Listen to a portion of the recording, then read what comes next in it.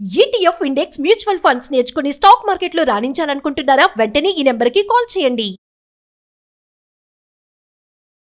నమస్కారం. కార్తీక పురాణం 30 రోజు పారాయణలోకి వచ్చాం.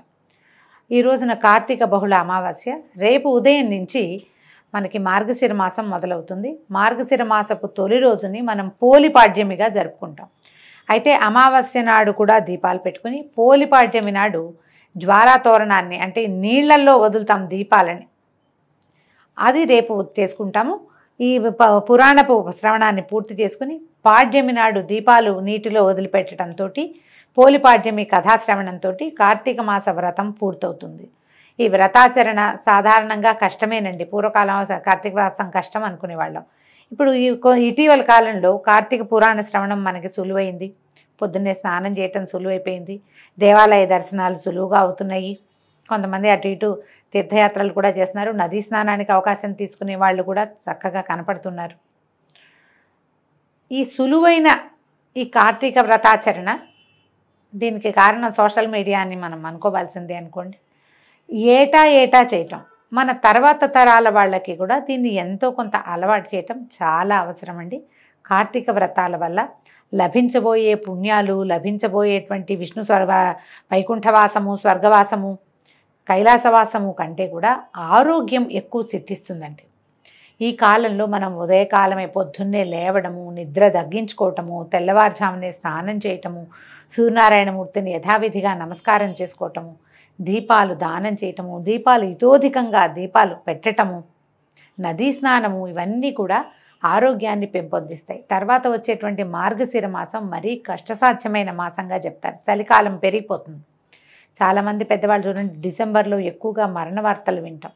కార్తీక వ్రతాచరణ చేసిన వాళ్ళకి పెద్దగా అలాంటి సమస్యలు రావు. స్ట్రోక్స్ అవి తక్కువగా వస్తాయి. ఆరోగ్యం అంత పాడవకుండా ఉంటుంది. చలికి అలవాటు పడిపోయి ఉంటుంది శరీరం. చన్నీళ్ళ స్నానం వల్ల శరీరం గట్టిపడుతుంది. ఒకసారి ఒక చెంబు నీళ్లు పోసుకునేసరికి చన్నీళ్ళు పోసుకున్నాం అనుకోండి, అనిపిస్తుంది పై ప్రాణాలు పైన పోతున్నట్టు ఉంటుంది. ఆ అంటంలోనే మనకి తగిలిన షాక్ తోటి నరాలకి బలం వస్తుందండి. నర్వెంట్స్ బలోపేతం అవుతాయి. దానివల్ల మనకి సడన్గా వచ్చే సమస్యలు రాకుండా ఉంటాయి. అందుకని ఆరోగ్యమాసమైన ఈ 30 రోజుల్ని మీరందరూ చక్కగా సుసంపన్నం చేసుకున్నారని భావిస్తున్నాను. మీరు అందరూ ఈ వ్రతాన్ని సుసంపన్నం చేసుకోవటానికి భాగస్వాములైనటువంటి సుమన్ టీవీ వారు, నేను కూడా చరితార్థులమైనట్టే. ఎవరెవరు కార్తీక పురాణం విన్నారో వాళ్ళందరికీ శుభాభినందనలండి. మీరు ఖచ్చితంగా ఈ కార్తీక మాస వ్రతాన్ని ఆచరించినట్టే భావించాలి.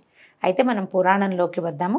సూతప్రోక్తమైన విషయాలన్నీ విన్నటువంటి ఋషులు, ఓ మునిరాజా, రావి చెట్టు ఎందువల్ల అంటరానిదయింది, అయినప్పటికీ శనివారం నాడు మాత్రమే ఎందుకు పూజనీయతని పొందింది అని ప్రశ్నించగా సూత మహాముని వాళ్ళని ఇట్లా సమాధానపరిచాడు. ఏమని చెప్పాడట?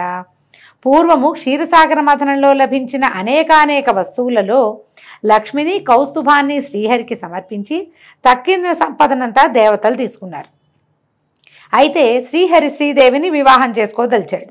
కానీ శ్రీదేవి, ఓ నారాయణ, నాకంటే ముందు జన్మించింది మా అక్కయ్య ఉన్నది.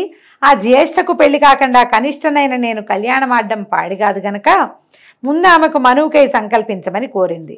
ధర్మబద్ధమైన రమాదేవి మాటల్ని అంగీకరించిన విష్ణువు ఉద్దాలకుడనే మునికి జ్యేష్ఠాదేవిని సమర్పించాడు. స్థూలవదన, అశుభ్ర రదన, అరుణ నేత్రి, కఠినగాత్రి, బిరుసు శిరోజాలు కలిగినటువంటి జ్యేష్ఠాదేవిని ఉద్దాలకుడు తన ఆశ్రమానికి తెచ్చుకున్నాడు. ఈమెకి ఇష్టమైనది ఏంటంటే నిరంతరము హోమధూమ సుగంధాలతోనూ వేదనాదాలతోనూ నిండిన ఈ ఆశ్రమాన్ని చూస్తూ జ్యేష్ఠాదేవి దుఃఖించి, ఓ ఉద్దాలక, నాకు ఈ చోటు సరిపడదు. వేదాలు ధ్వనించేది, అతిథి పూజా సత్కారాలు జరిగేవి, యజ్ఞయాగాదులు నిర్వహించబడేవి అయిన స్థలాల్లో నేను నివసించలేను. అన్యోన్యానురాగం కలిగిన భార్యాభర్తలు ఉన్న చోట కానీ, పితృదేవతలు పితరులు పూజింపబడే చోట కానీ, ఉద్యోగస్తుడు, నీతివేత్త, ధర్మిష్ఠుడు, ప్రేమగా మాట్లాడేవాడు, ఉద్యోగస్తుడు అంటే జాబ్ హోల్డర్ అని కాదండి, పని చేసుకునేవాడు, తన పని చక్కగా సానుకూలంగా, రైతు అయితే రైతు పని, నేతకాడైతే నేతకాడి పని, అట్లా తమ వృత్తిని చక్కగా సాంగోపాంగంగా చేసుకునే వాళ్ళ దగ్గర జ్యేష్ఠాదేవి ఉండదు. ఉద్యోగస్తుడు, నీతివేత్త, ధర్మిష్ఠుడు, ప్రేమగా మాట్లాడేవాడు, గురు పూజా దురంధరుడు ఉండే స్థలాల్లో గాను కూడా నేను ఉండలేను. ఏ ఇంట్లో అయితే రాత్రింబవళ్ళు ఆలుమగలు దెబ్బలాడుకుంటూ ఉంటారో, ఏ ఇంట్లో అతిథులు నిరాశతో ఉసూరుమంటారో, ఎక్కడైతే వృద్ధులకు మిత్రులకు సజ్జనులకు అవమానాలు జరుగుతూ ఉంటాయో, ఎక్కడైతే దురాచారాలు పరద్రవ్య పరభార్యాపహరణశీలుడైన వాళ్ళు ఉంటారో అలాంటి చోట్లోనే నేను ఉంటాను.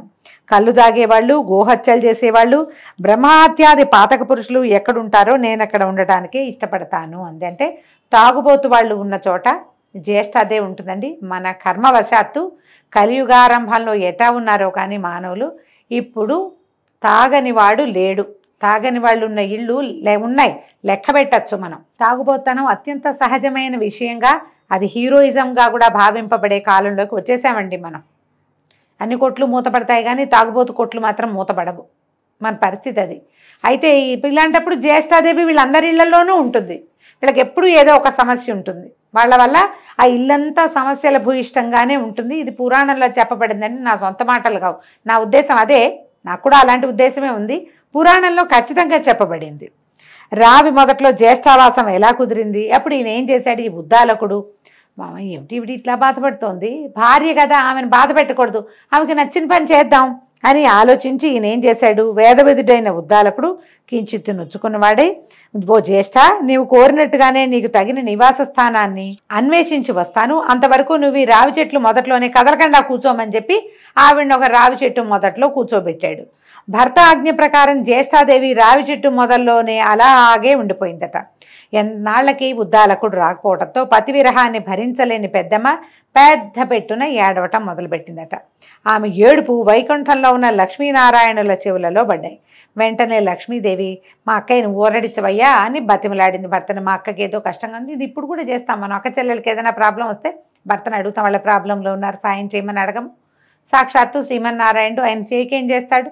ఈ భార్య మాటలు విని ఆయన ఏం చేశాడు, ఈవిని కూడా తీసుకుపోయి కమలా సమేతుడై జ్యేష్ఠాదేవి ఎదురుగుండా ప్రత్యక్షమయ్యి ఆమెను ఊరడించి, ఓ జ్యేష్ఠాదేవి, ఈ రావి చెట్టు నా అంశతో కూడి ఉంటుంది కనుక నువ్వు దీని మూలంలోనే స్థిర నివాసం ఏర్పరచుకుని ఉండిపో. ప్రతి ఏటా నిన్ను పూజించే గృహస్థుల యందు లక్ష్మి నివసిస్తూ ఉంటుంది అని చెప్పాడు. అయితే ఆ నియమాలలోనే ప్రతి శనివారము రావి చెట్టు పూజనీయగాను అక్కడ జ్యేష్ఠాదేవిని షోడశోపచార విధిగా అర్చించే స్త్రీల పట్ల శ్రీదేవి అమిత కరుణా కలితే అనుగ్రహించేటట్లుగా ఏర్పరిచాడు. ఈ విధంగా శనివారం నాడు రావి చెట్టుకి ప్రదక్షిణాలు చేయొచ్చు. శనివారం నాడు ముట్టుకోవచ్చండి, మిగిలిన ఏ రోజుల్లోనూ ముట్టుకోకూడదు. ఇది లెక్క. పురాణంలో ఇట్లా చెప్పారు.